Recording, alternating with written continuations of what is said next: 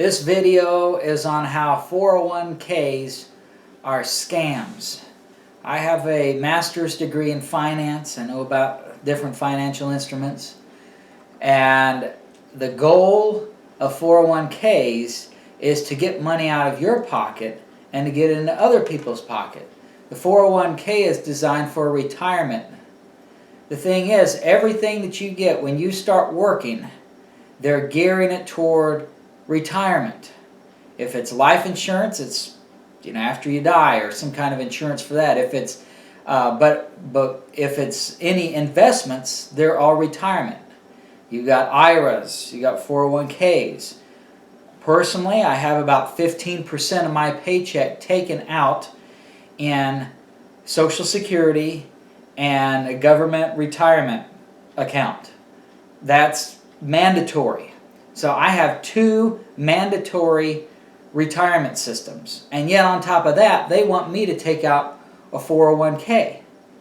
Well, if I'm making, let's say I make $30,000 a year, I need that money to pay for my expenses. I've got a place to live, rent, food, clothes, utilities, just all the basic expenses.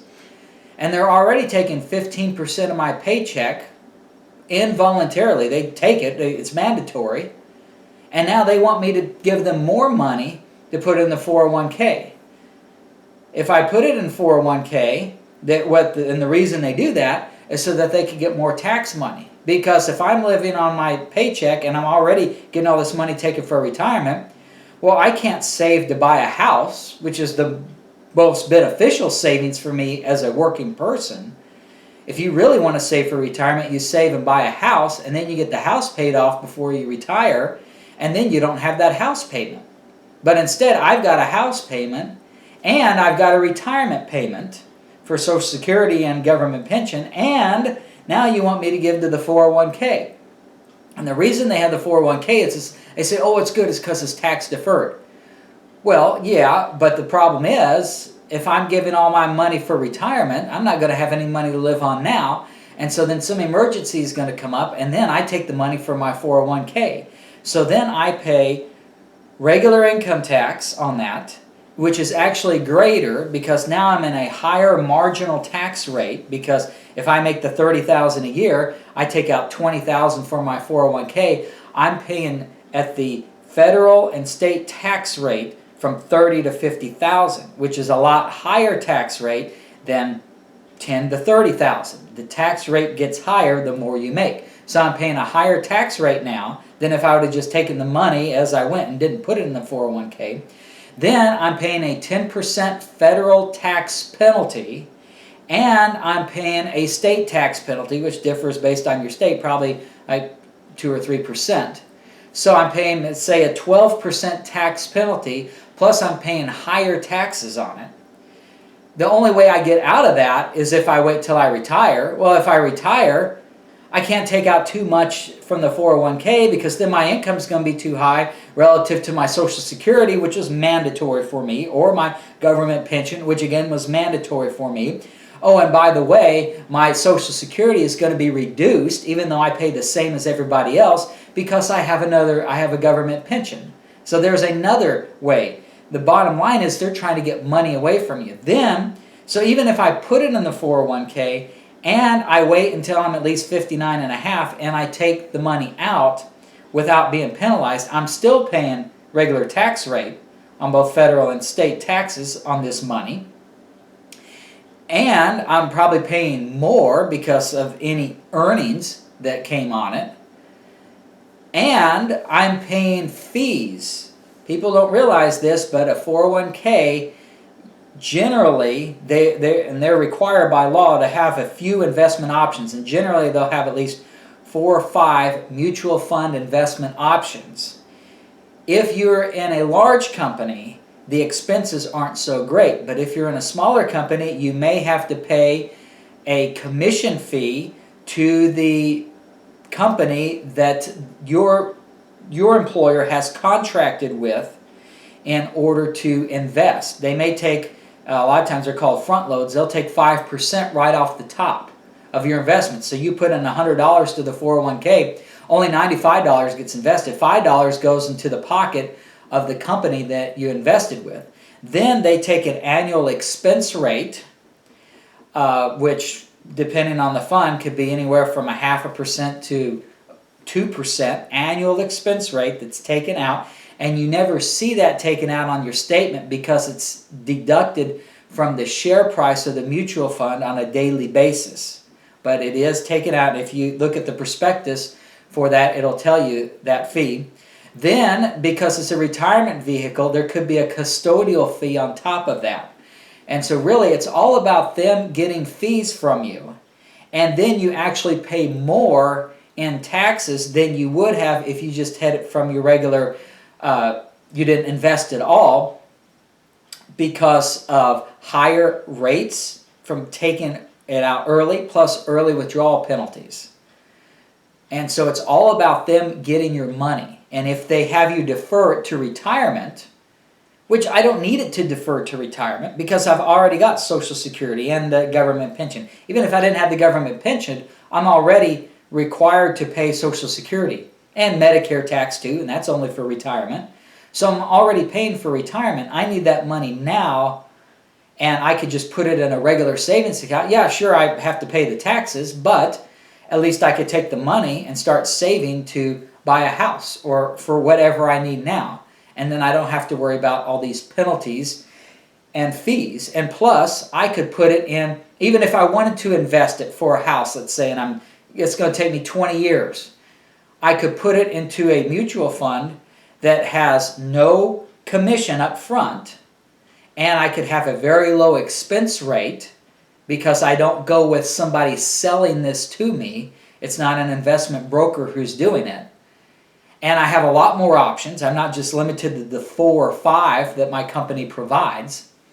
And so I can use whatever options I want. I can put it in there, get a lot lower fees, and then allow that money to grow, and then pay the taxes as I'm going with capital gain distributions, dividends, whatever it is. And so then when I actually take that money out to pay for my house, then I don't have to pay. I have very little taxes to pay. It'll just be any capital gains on that haven't been distributed. But that's lower fees for me, and that helps me out, and that helps keep me out of debt. But if I put it in a 401k, that's money in the investment banker's pocket. It's money in the person managing the fund gets it. That's that front load commission. It's more tax revenue for the government overall. They get more tax revenue that way. And so it's just a scam is all it is. And just to clarify for the super poor people like me, is the fact that if you're a receptionist, if you're an administrative assistant, if you're a salesperson, working your way up, if you're you work at a fast food restaurant, if they are pushing that you should get a 401k, actually, and I would not doubt this, but I'll get back to this in a second. Number one, just whatever you would have normally put in a 401k, say it was $20 every paycheck. Take that money, put it in a savings account. You're not going to get feed to death as much as you are with the 401k. And you say, but hey, everybody needs a retirement, so when you retire. Okay, let me put a bug in your ear. How many people do you know who's retiring now? 0. Because nobody has money. And you say, well, you just proved my point. No, I proved my point of, hey, nobody has money to retire on anymore. You can't depend on Social Security.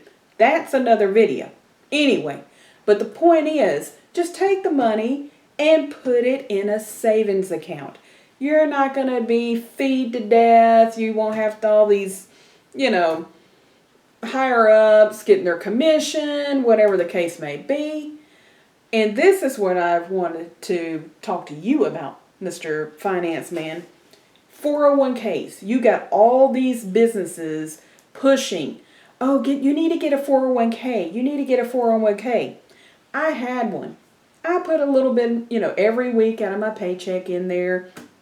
Well, I left one company and they say, oh, you need to roll it over into that company, their 401k. And I thought to myself, I'm not making that much money. I need every $10, $20, that's gas money. I need every little bit of money that I can get my hands on. I'm not making that much. I'm making minimum wage. So I don't have that much money to put in there to begin with. So I stopped putting money in it.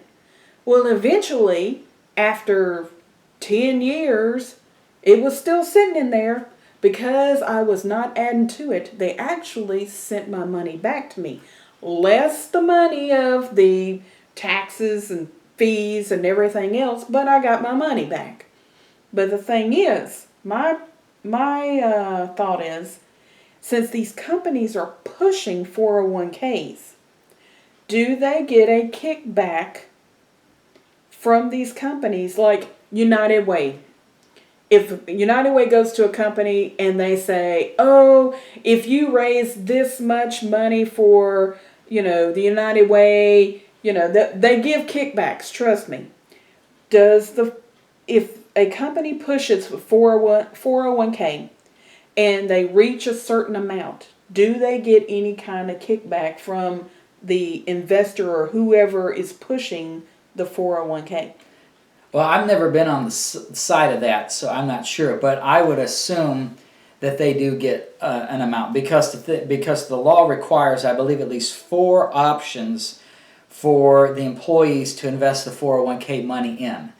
And the easiest way to do that, the employer, let's say you're engineering company. Engineering company, they're not involved in finance. They don't have financial products for you to invest in. They make stuff. They're an engineer company. So they're going to contract with a company that offers at least 4 different products, and then let them handle all the management of it.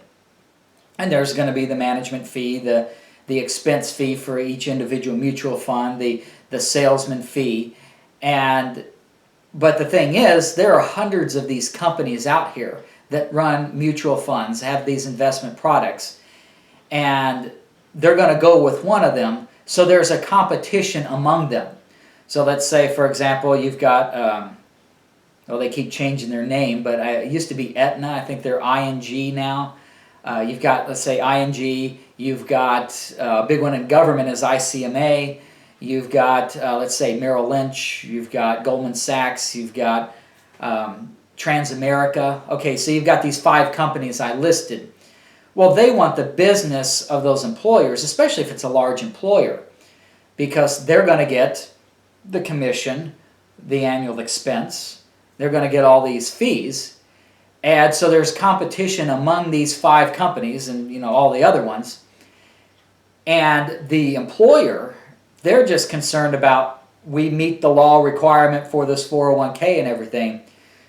And so probably, and I've never been high up enough to answer this question, but probably these companies will say, well, if you go with us, Transamerica will say, well, if you go with us instead of Merrill Lynch, we'll cut the fees down to this and we'll give you 0.01% of all the money that comes in. Possibly that's what they do. So then they're going to go, the employer is going to go with the company that gives them the largest kickback for that. And that's another reason why the company is going to be pushing their employees to invest in the 401k because they'll get a percentage. So the more money that goes into the 401k, the more of a kickback the employer will get for that investment. And that's also why you'll see some employers will do some kind of matching for 401k in order to try to get people in there because they know they're going to get a kickback. So yeah, that is part of it. Going back to what Lana said about a couple points though, she mentioned that if you're with an employer and then you leave, they want you to take the money out. In most cases, they will require you to take the money out. Well, then you've got to figure out within 30 days, you have to have it put in a rollover IRA. So then you've got to do the research yourself and figure out what company you're going to put it in, what investment. Then there's another front load fee for this if you didn't get a no load mutual fund company. So now you're paying this front load fee, or if you're putting into a IRA, invest in stocks or bonds, then you've got commissions for that. You've got management expenses for that. If you don't do that, then you've got to pay taxes for all that money, and it's going to be taxed right then. Some companies will allow you to keep the money in there, in the 401k, but then you've got to track it. You've got to tell your old employer whenever you move, and you've got to keep up with what's going on with them. And another factor is, like she mentioned, the case if you're just making minimum wage, you don't have much money to put in there. Then if you don't have much money in there, they do what's called a de minimis distribution. So if your account balance isn't over a certain level, probably at least $1,000 or $2,000, then you don't even have the option to do. They will automatically send you a check for that, and again, that's going to be taxed right away. So you paid the front load commission, you paid the annual expenses, and now you're going to pay a higher marginal tax rate on all that money right then, even though even you didn't have a choice, basically, unless you do the research yourself and open up an account somewhere and get it over there within that 30 days. So again, that's another point of how bad the 401ks are.